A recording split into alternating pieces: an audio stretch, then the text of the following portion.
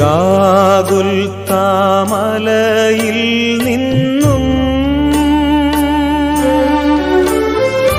വിലാപത്തിൻ മാറ്റൊലി കേൾപ്പൂ. ഏവമെന്നെ ക്രൂശിലേറ്റുവാൻ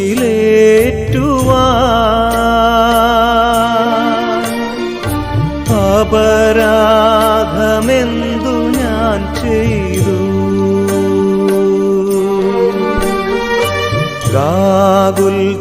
ഗാഗുൽത്താമലയിൽ നിന്നും വിലാപത്തിൻ മാറ്റൊലി കേൾപ്പൂ. ഏവമെന്നെ